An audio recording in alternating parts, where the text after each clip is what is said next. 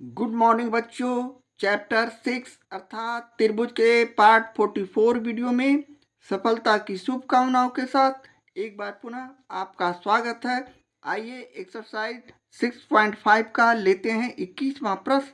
त्रिभुज ABC में कोण C बराबर 90 डिग्री और DBC का मध्य बिंदु है, तो सिद्ध करें कि AB square equal to 4AD square minus 3AC square.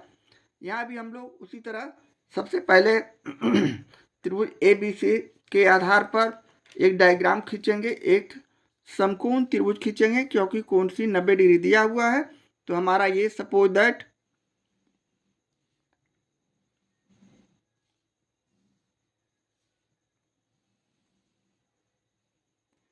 अब यहाँ ये इसे कोण सी पहले लिखेंगे, इसलिए कि कोण सी हमारा 90 डिग्री प्रश्न से दिया हुआ है। यहाँ पहला शीर्ष हमारा सी, या इसे हम ए और इसे बी लिख सकते हैं। ये हमारा ए हो गया, ये बी हो गया। अब इस आधार पर कोण सी बराबर 90 डिग्री हो चुका है। अब अगले स्टेप में डी बी सी का मध्य बिंदु है।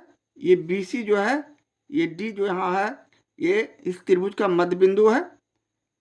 इस तरह डी जो मध्य बिंदु है।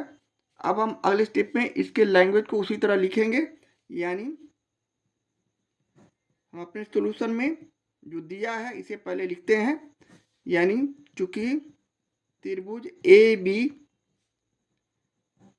सी में हमें यहाँ सबसे पहले कोण सी बराबर 90 डिग्री दिया हुआ है।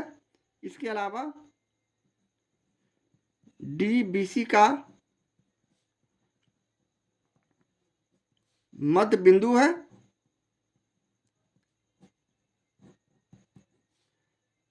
तो हमें सिद्ध करना है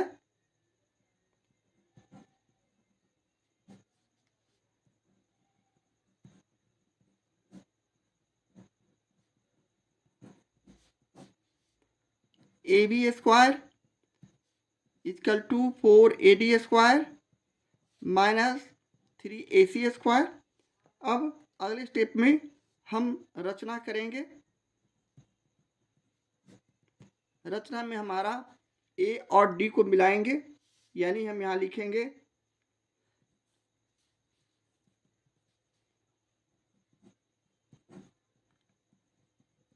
बिंदु ए और डी को मिलाया। यहाँ हम ए शीर्ष से इस तरह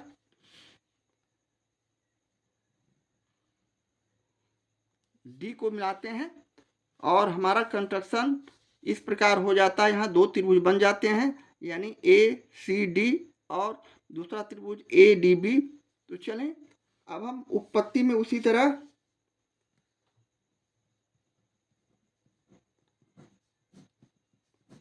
लिखेंगे। चूंकि डी बी सी का मध्य बिंदु है,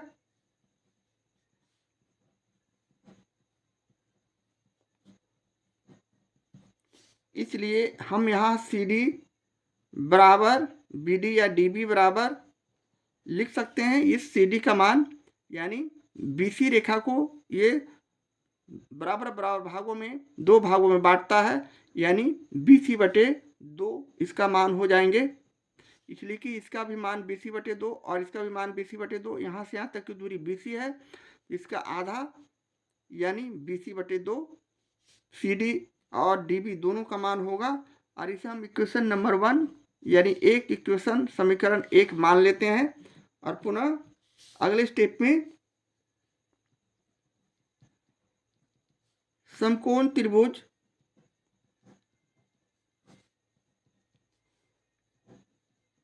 ए सी बी में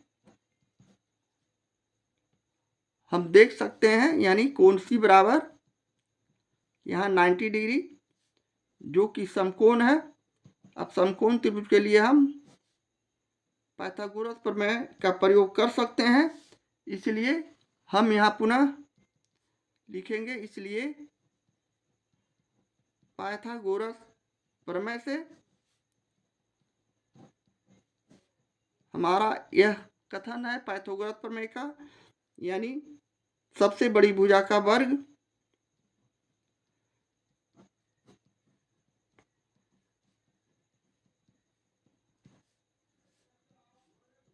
और अन्य दो भुजाओं का वर्ग दोनों बराबर होते हैं।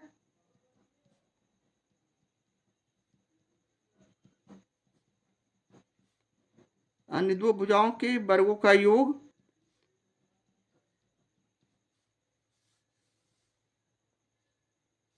अब पुनः हम अगले स्टेप में त्रिभुज ACB के आधार पर यहाँ लिख सकते हैं। यहाँ आप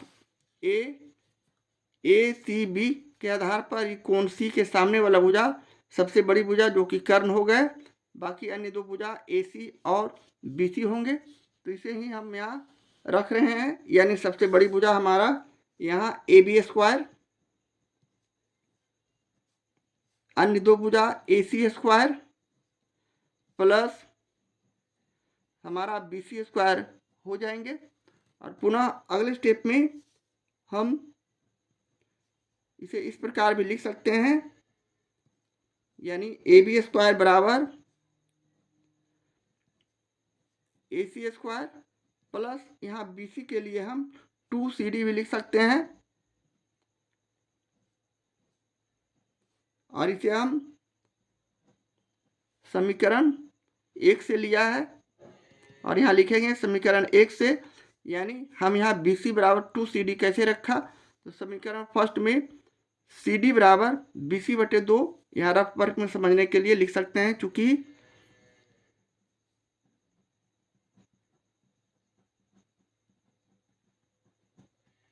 CD बराबर हमने BC/2 रखा है। यहाँ क्रॉस मल्टीप्लिकेशन करेंगे तो BC में 1 से गुना किया तो BC बराबर यहाँ 2CD होगा, और इसीलिए हमने BC के जगह 2CD रखा। इस प्रकार रखने के बाद अब हम पुनः अगले स्टेप में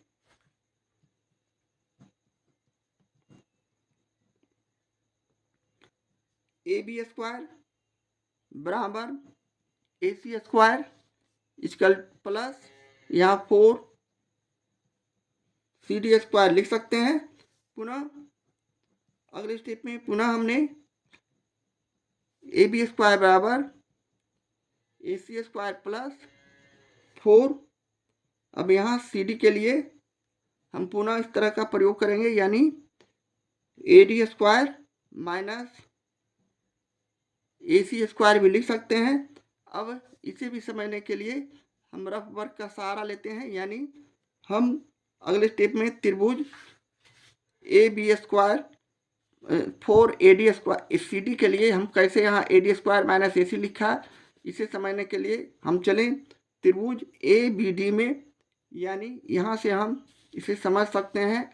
ये हमारा त्रिभुज ACD है। अब ACD के लिए हमने CD, ये हमारा 90 डिग्री के सामने वाला भुजा, यहाँ त्रिभुज ACD में समझने के लिए रफ वर्क में हम यहाँ इसे रख रहे हैं, यानी पाइथागोरस प्रमेय से हमारा AD स्क्वायर बराबर अन्य दो भुजा AC square plus CD square या AD स्क्वायर कुछ भी हो सकता है।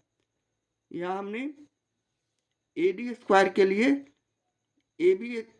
AC square plus CD square इस तरह लिखा, और पुनः हम यहाँ से यहाँ CD निकालना चाह रहे हैं, इसलिए CD के बदले हमने 4 यहाँ AD square minus AC square रखा है। तो हम यहाँ CD स्क्वायर बराबर AD square minus AC square लिख सकते हैं, और इसी को हमने डायरेक्ट यहाँ रखा है। इस तरह आप समझ गए होंगे कि हमने 4CD स्क्वायर के लिए यहाँ 4AD square minus AC square क्यों रखा। तो चलें अब हम पुनः अगले स्टेप में AB स्क्वायर बराबर AC स्क्वायर प्लस यहाँ हमने बारी बारी से दोनों में व्यंजक में गुना करेंगे, यानी 4AD square minus 4 AC square और पुनः अगले स्टेप पे हम इसे AB स्क्वायर बराबर यहाँ 4 माइनस 4 AC स्क्वायर है, यहाँ प्लस 1 AC स्क्वायर है, इसमें से 1 घट गया तो ये हो गया 4 AD square plus sorry minus का चिन्ह इसलिए कि -4 बड़ी संख्या है, -3 AC स्क्वायर और यही हमारे प्रश्न का सोल्यूशन है और ये हमें सिद्ध करना था, साबित करना था और ये हमारे प्रश्न का सोल्यूशन है। इस तरह हम प्रश्न 21 का सोल्यूशन करते हैं।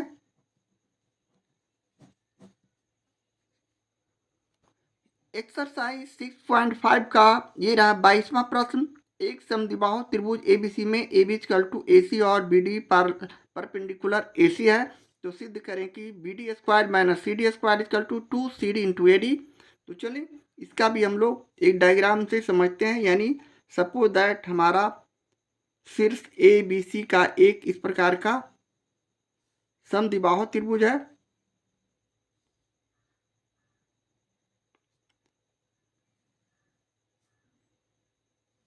इसका शीर्ष A, B और C है, जिसमें यह भुजा यानी AB बराबर AC है, BD यहाँ लंब है AC पर, यानी BD लंब है AC पर लंब डालना है।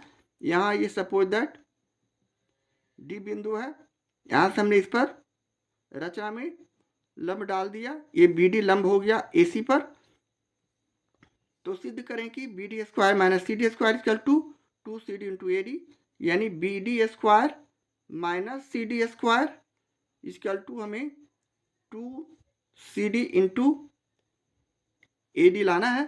तो चलें हम उसी तरह सबसे पहले जो प्रश्न में दिया रहता है उसे लिखते हैं।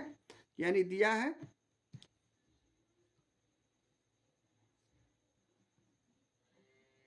क्योंकि त्रिभुज ABC में हमें क्या क्या मालूम है, तो मालूम है AB बराबर AC और BD परपेंडिकुलर AC। तो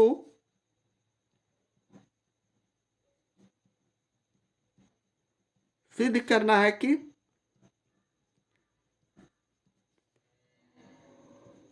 BD square minus CD square = 2CD into AD। अब हम यहाँ अगले स्टेप में रचना लिख देंगे, यानी बिंदु B और D को मिलाया,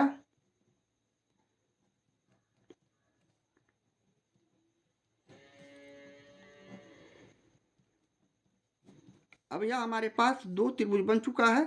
B और D को मिलाने से पहला त्रिभुज BDC और दूसरा त्रिभुज BDA, यानी यहाँ भी 90 डिग्री का कोण और यहाँ भी 90 डिग्री का कोण, दोनों तरफ के त्रिभुज में 90 डिग्री का कोण बन चुका है और यह दोनों त्रिभुज समकोण होंगे, इसलिए कि इसके सामने वाला भुजा कर्ण और इसके सामने वाला भुजा यह BC कर्ण, और इस त्रिभुज के आधार पर हम आगे अगले स्टेप में उत्पत्ति लिखेंगे। तो ये रहा हमारा उत्पत्ति, जिसमें हम लोग लिख सकते हैं समकोण त्रिभुज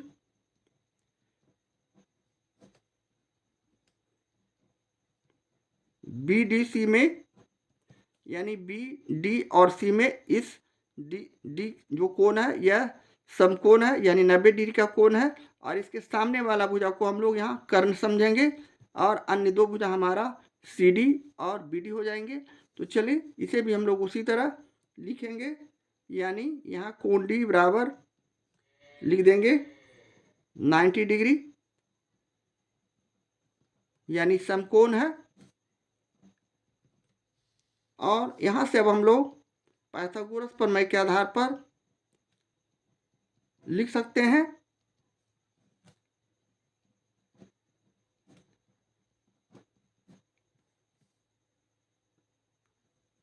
सबसे बड़ी भुजा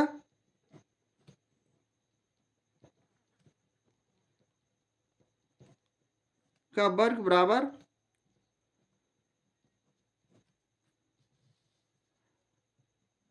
अन्य दो भुजाओं के वर्गों का योग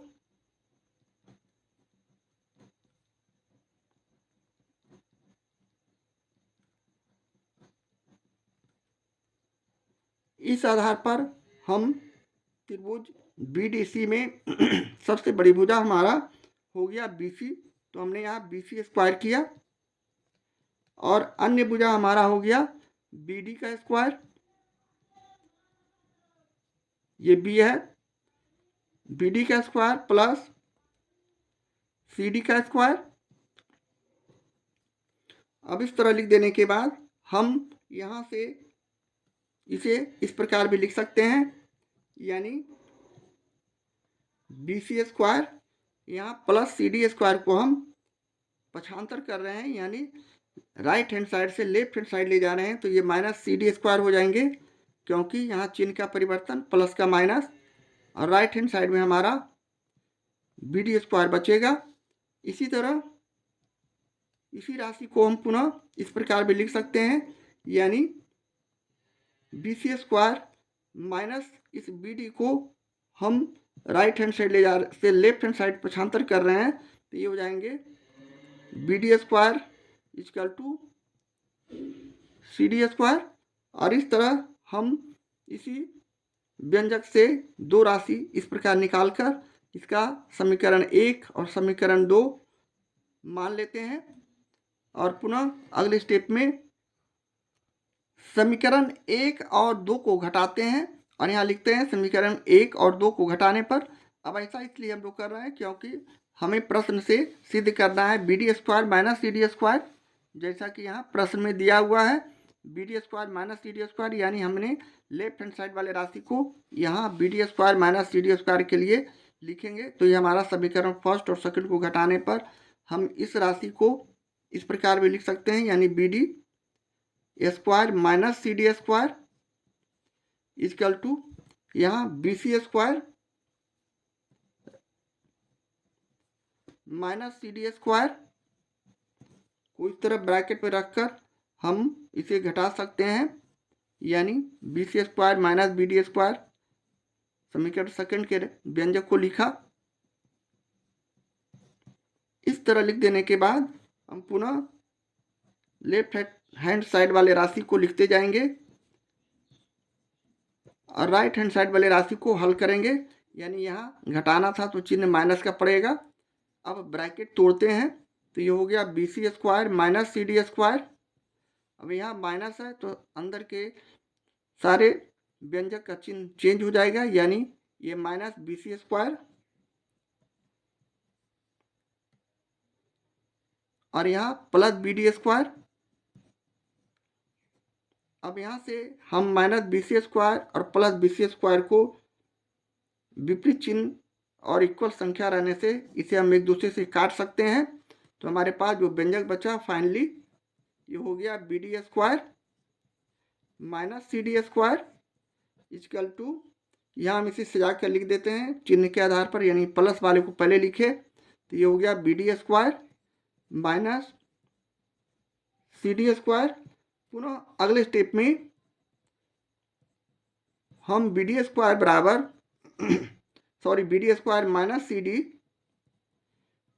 स्क्वायर बराबर BD के लिए हम यहाँ AB square minus AD square भी लिख सकते हैं। इसे समझने के लिए हम, और ये माइनस CD स्क्वायर हो गया, यहाँ हम लिख सकते हैं त्रिभुज ADB से हमने यहाँ AB square minus AD square लिखा है। अब यहाँ आप त्रिभुज ADB में चलें, यहाँ हमारा डायग्राम में ADB यानी D जो कोण है 90 डिग्री का है, ये दूसरे त्रिभुज में इसके सामने वाला भुजा हमारा कर्ण हो गया, और ये लंब हो गया, और ये आधार हो गया। तो यहाँ से हमने पाइथागोरस प्रमेय से डायरेक्ट BD के लिए, ये BD है, BD के लिए हम लिख सकते हैं कर्ण स्क्वायर माइनस लंब स्क्वायर आधार स्क्वायर तो ये हमारा कर्ण हो गया AB स्क्वायर, आइए माइनस AD स्क्वायर यहाँ हम डायरेक्ट लिखा है त्रिभुज ADB के आधार पर। तो यहाँ हम उसी चीज़ को यहाँ डायरेक्ट लिखा है AB square minus AD square. अब हम पुनः अगले स्टेप में BD square minus CD square बराबर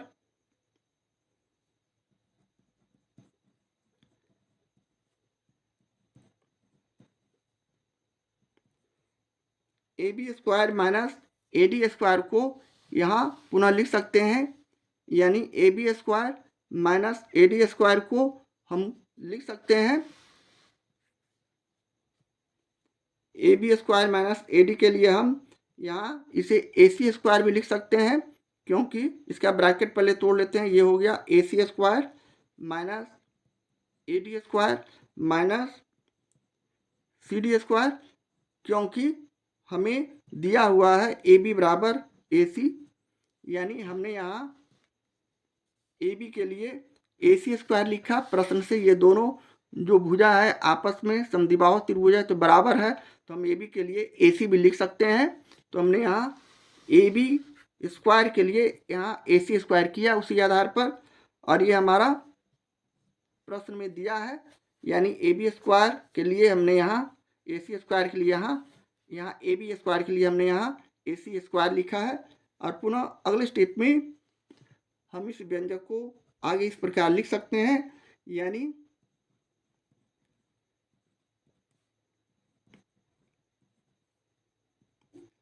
अब हम यहाँ से ए सी स्क्वायर के लिए पुनः लिख सकते हैं A D plus D C का स्क्वायर।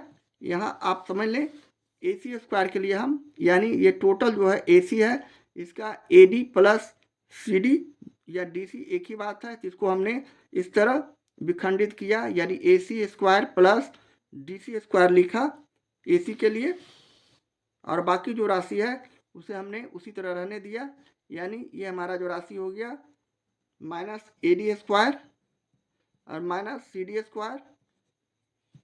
अब हम पुनः अगले स्टेप में लेफ्ट हैंड साइड वाले व्यंजक को उसी तरह लिखते हुए हम राइट हैंड साइड वाले व्यंजक को हल करेंगे, यानी यहाँ a प्लस बी का होल स्क्वायर है, तो हम इसे उसी तरह A square plus B square minus 2ab के सूत्र पर इसे विखंडित करेंगे। तो ये हो गया, गुणनखंड करेंगे, यानी ये हो गया ए डी स्क्वायर यानी ए स्क्वायर प्लस ये हो गया बी सी स्क्वायर यानी D C square plus 2ab यानी 2 into A D into D C, ये हमारा ए प्लस बी के होल स्क्वायर का सूत्र हो गया। बाकी राशि हमने उसी तरह A D square minus C D square लिख दिया, या डी सी स्क्वायर एक ही बात है।